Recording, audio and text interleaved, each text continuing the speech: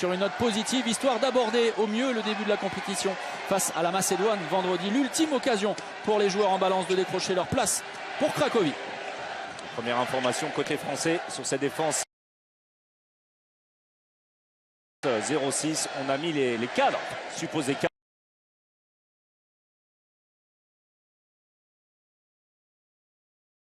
On y est habitué maintenant. Attention à Mikkel Hansen tout seul. Ça, il ne faut... On va pas parler de surprise. Rappelez-vous, au micro de Jackson, Didier Dinard nous confiait hier après le match qu'aujourd'hui, on allait tester Teodoro et certainement André Indipanda un peu plus tard dans la partie. Oui. Et on connaît les qualités de Teodoro. Qualité offensive, on vient de s'en apercevoir. Qualité défensive. Eh bien, c'est bien accoutumé. Oui, ça va. C'est le moins qu'on puisse dire. L'entrée à l'opposé de Mikkel Guigou, le premier temps fort avec Nikola Karabatic, retour intérieur. Et le tir avec le rebond. Eh bien, une prise de responsabilité évidente de Teodoro. Le poignet de Teodoro à la finition. Regardez, il revient vers le centre. Il y a un Danois qui sort sur lui, Molgaard en l'occurrence. Et pourtant, il arrive à déclencher grâce à ce coup de poignet au dernier moment. De la planète, c'est pas mal.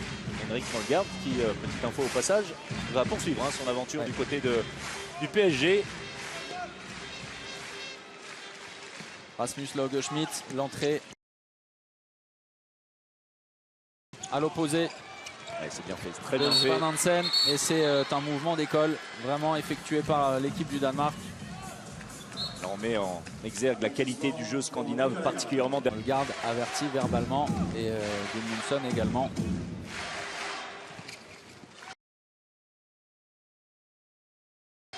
Christiansen avec Mikkel Hansen. Et ça, de toute façon, ce sera payé. Sen est lancé avec un jeu sans ballon dont il est l'un des maîtres. Allez Théo, c'est bien, c'est très bien Théo. Eh bien, nouveau but pour Teodoro, troisième but pour lui sur 4 tentatives, ça s'appelle prendre sa chance. Vous voyez, au moins, c'est très bien fait face à Henrik Tofte Hansen, le passage de bras, la bonne fois au but. Christiansen avec Lauge-Schmidt, le changement de position. Et Gert qui va prendre place au cœur de la défense entre le poste 1 et le poste 2. Luka Karabatic très mobile face à Christiansen. Lauge-Schmidt, attention, Luka Ballot et la bonne défense. Le tir forcé de très longtemps en Bundesliga notamment. Ce sera également un duel du prochain match de Paris en Ligue des Champions. Non, le prochain match c'est Zagreb. Ah, je suis pressé de voir. C'est pour ça. Ouais. C'est bien Valentin. Carton jaune une nouvelle fois, c'est le troisième côté danois.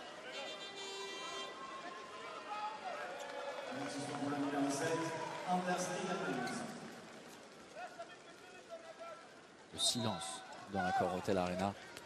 Valentin porte le 1 contre 1 et la faute avec les 2 minutes peut-être. Non. Décidément. Estime les arbitres. Voilà, Mikkel Hansen qui va présenter ses excuses. Mikkel Hansen qui défend dans cette équipe. En sélection. Et Nicolas, la bonne intervention sur la coquille. Et le deuxième arrêt avec le pied gauche. Lauge-Schmidt, Hansen et Christiansen pour la base arrière. Avec l'enclenchement qui va débuter le Yago proposé par Tofte Hansen. Derrière l'accélération du jeu, Teodoro et l'arrêt de Thierry Meyer, mais une faute commise. C'est plutôt bien maîtrisé par Teodoro, un petit peu isolé sur cette action, même si la tentative de Mats Christiansen. Le Danemark, adversaire potentiel de l'équipe de France, mais pas avant les demi-finales. Oh, bien, attention, ça va aller pour Théo. Très costaud. C'est bien ce qu'il fait, Teodoro. Marquer les esprits des Danois également. Et le Schwenker avec un passage à nouveau sur Mikkel Hansen. Quel angle trouvé. Qui déstabilise le... Oh, c'est bien fait. Le passage servi. Pour Mikkel Guigou qui s'était fait oublier. Le service est parfait de la part de Nikola Karabatic. Et la France reprend l'avantage. Regardez cet échange également avec un léger passage en zone de Guigou. Oui, c'est pour ça que vous souriez. Oui, exactement. Ouais. Bien vu, bien vu. Toft Hansen avec la sauce Van Hansen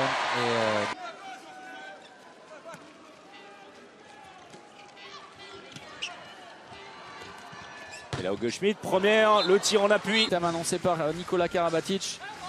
Il a vu l'espace et derrière le décalage est bien fait. Ah, ça c'est annoncé par Nikola Karabatic. Il a vu l'espace pour son 4e arrêt. Le passage à l'opposé, Lucas Ballot au poste de deuxième pivot. Nikola Karabatic le croisé peut-être. Oui, non, quel service. Attention à l'arrêt, un passe-touche. Le pastis du genou. Pas sûr. Je n'assume pas celle-ci. Le gros travail de Luka Karabatic une nouvelle fois de destruction. Avec Christiansen. Allez, c'est bien fait, c'est bien fait. Musculé. Parade de Niklas Landin. De près, il est très bon évidemment. Gardien avec une envergure importante face à Luka Karabatic. Il y a déjà 41% d'arrêt pour Thierry Omeyer, le croisé avec Valentin Porte.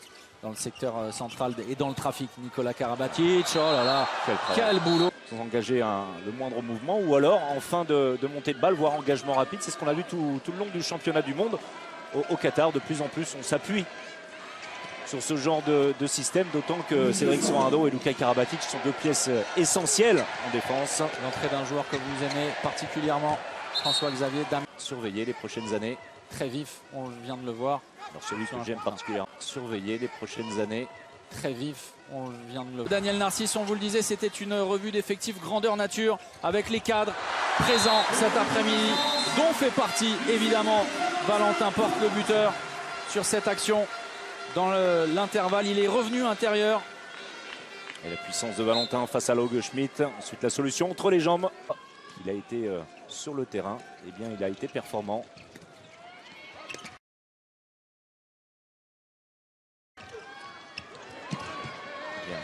La démonstration avec Valentin qui envoie dans les panneaux publicitaires, ça c'est bien fait jusqu'à Egert. Egert qui trouve là. Quel Guigou, ça paraît être une évidence. Et puis la technique, hein, c'est juste ce que réalise Michael Guigou avec cette première feinte pour bien fixer Niklas Landin. Belle intervention de Lucas Ballot sur son coéquipier de club.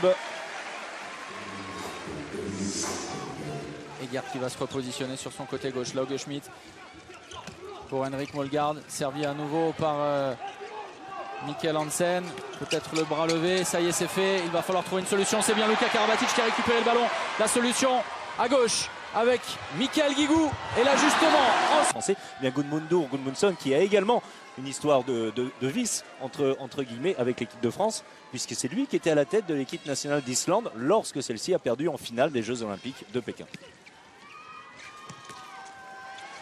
Auge Schmidt et Molgaard qui peine à se stabiliser. Le passage de bras c'est bien joué, mais derrière Omeyer vigilant et le ballon récupéré. Alors c'était bien fait hein, de la part de Auge Schmidt qui gagne son 1 contre 1. Mais alors derrière le ballon est balancé. Jeu préparation, un match amical juste avant l'Euro. Cet homme a gagné tout ce qui est possible de gagner. Et bien sur un simple ballon il se jette. Ouais. Comme on parlait de destruction, de démolition, c'est à petit feu vraiment. Vous allez voir toute la vivacité de ce joueur également. Vanguard sur un contre 1 extérieur. Alors, Nikola Karabatic cette fois, à l'aile gauche. Lucas Ballot a retrouvé des choses. C'est une défense solide, hein. Alors une défense étagée, vous l'avez dit, système 1-5 avec Michael Guigou devant. Très solide sur les postes 2 et 3. Et Molgaard et Hansen qui se marchent dessus. Oui, mais vous l'avez dit, un petit peu perturbé par ce changement de défense. Et regardez à la limite de la paire de balles, ils ne savent plus quoi faire. Les Danois. Et le bras est levé. 5. Et toujours cette défense de Michael Guigou qui déstabilise complètement l'ossature offensive et à la limite du marché. Henrik Molgaard, l'oubli là. Oh, énorme Thierry, le temps mort posé par Didier Dinard. C'est est-ce qu'on peut aller au bout? Vraiment, il reste 30 secondes à disputer et ne pas donner une munition, l'occasion en tout cas aux Danois de marquer de leur côté. Avant, avec un vrai premier temps fort, le voici, proposé par Daniel Narcisse qui va mettre le coup, la tête, la viande. Caballo. C'est bien fait, hein, tout le métier évidemment de Daniel Narcisse. Et bien voilà, c'est d'une facilité déconcertante. Dernière munition, une ultime pour l'équipe du Danemark. Là c'est et par Balling sur le poste d'arrière droit. Alors Balling beaucoup plus frêle que Christiansen et alors Mats Mensah Larsen beaucoup plus étoffé. Énorme, tiré au meilleur pour formation, mais c'est bien Vincent Gérard hein, qui est sur le banc. Formation, mais c'est bien Vincent Gérard hein, qui est sur le banc. Pour une éventuelle liste, même si c'est déjà c'est pas un jeu. Attention, hein, c'est terrible, pas. Ça peut être terrible pour certains joueurs. Et puis c'est jamais facile pour le sélectionneur.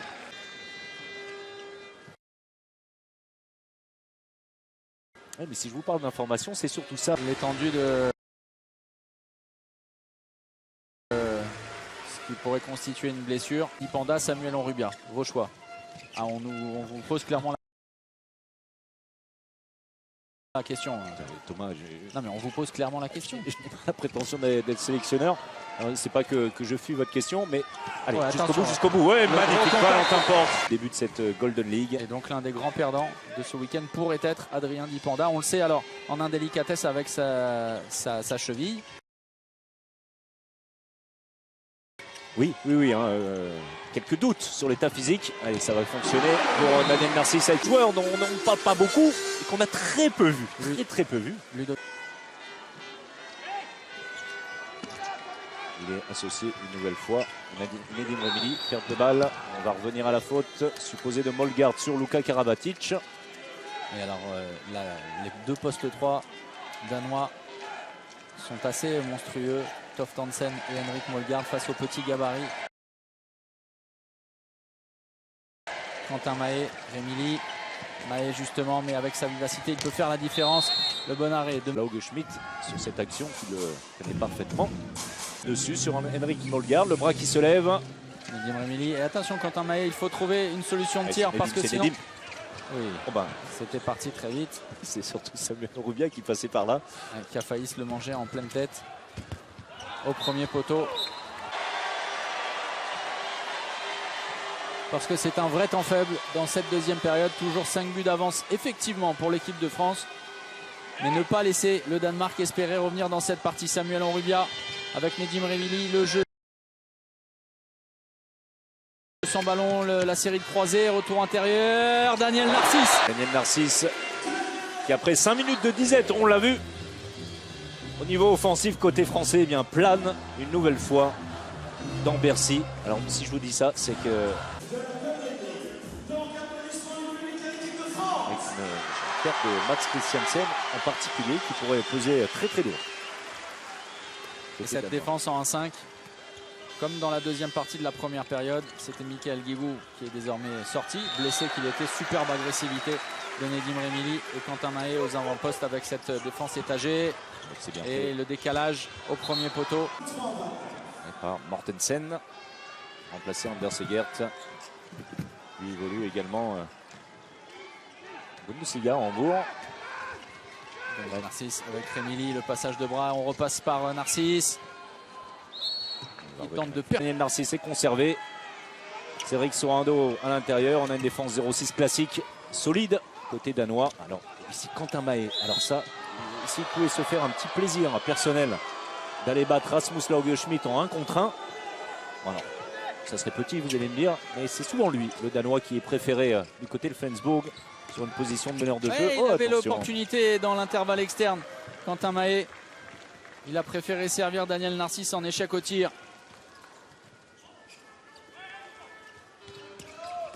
Balling face à Sorando. Mats Mensah Larsen, le 1 contre 1. Et la puissance avec le ballon détourné. Thierry Omeyer est trompé. Et Mats Mensah Larsen qui est un joueur d'impact, vraiment le pire. Alors c'est l'un des rares hommes à être capable de vous faire taire en 2 secondes plus de 10 000 personnes. Le bras levé maintenant. Nedim de loin qui tente sa chance, pas facile. J'ai eu une chute de tension. Ah non, ça suffit là. Les blessures, si on pouvait éviter, déjà qu'on est très inquiet pour Michael Guigou, on va aller lui demander des nouvelles. On vous en donnera demain. Notamment. Marché. Spencer Larsen. Attention à ne pas se laisser enfoncer. Quentin Mahé, encore une belle séquence. Ce sera un carton jaune pour... Ça va, vous n'étiez pas en train de manger comme Jackson. C'est déjà ça. Le ballon sera récupéré par les Français sur cette tentative de Lauge Schmidt. Ça manque d'expérience de la part de Lauge Schmidt dans une telle situation. Oh, grosse faute de Jesper Nodesbo. Et ça va. Et toujours cet avantage de 5 buts à 12 minutes, moins de 12 minutes du terme de cette partie. On s'appuie sur le travail à 2 contre 2 là-bas à droite. C'est bien proposé, c'est super magnifique. Le coup de poignet. Hors secteur de la part de Quentin Mahé avec ce coup de poignet fouetté. Et derrière, eh bien l'arrêt de Thierry Omeyer sur la première intention de Molgaard. Là à la base arrière danoise. Avec le mouvement de Lindberg. Plein centre. Et le c'est bien service fait. pour Jesper Nodesbo. Pas très séduit par Henrik Toftensen. Ils sont jumeaux, ils sont frères, mais il y en a un bien meilleur que l'autre. C'est ça, je trouvais qu'ils se ressemblaient. Nedim Remili en contrôle et le ballon perdu. Il va falloir le recoller assez vite, son nom sur le maillot. Ouais, en floquer quelques-uns, effectivement. Quentin Mahé, plein centre, là aussi un chassé par Molgaard, il va... Oui, alors c'est un joueur capable de provoquer comme ça.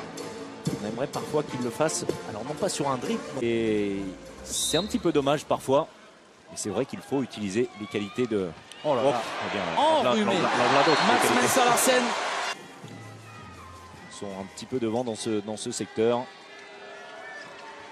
Emily, Quentin Mahé, retour à droite. Pas de solution pour Lucas Ballot. On est reparti sur du jeu placé et la faute commise. Nodesbo averti. La faute sur Luka Karabatic qui effectue la remise en jeu. Quentin Mahé. Emily. Attention au ballon lâché. Oh là, la vitesse de... C'est bien, attentive la défense danoise. Daniel Narcisse face à Molgaard, l'accélération, on lâche le ballon. Eh bien, il s'est... Mais que très légère, ah oui. Que Quentin Mahé a donné satisfaction tout au long du mondial sur un éventuel numéro 2 à l'aile gauche. Et qu'il a la qualité également de pouvoir jouer demi-centre, ce qui est un vrai avantage. Dès que Daniel Narcisse accélère, ça devient très compliqué pour la défense danoise. Le retour de Nicolas Karabatic. Ça peut être... Ouais. Adrien Dipanda, Ludovic Fabregas, Olivier Gnocas, Nicolas Clerc n'ont pas joué aujourd'hui. Et les 2 minutes une nouvelle fois. Oh là oui. Ouais, mais surtout, c'est complètement idiot. Effectivement, c'est très dangereux pour un joueur.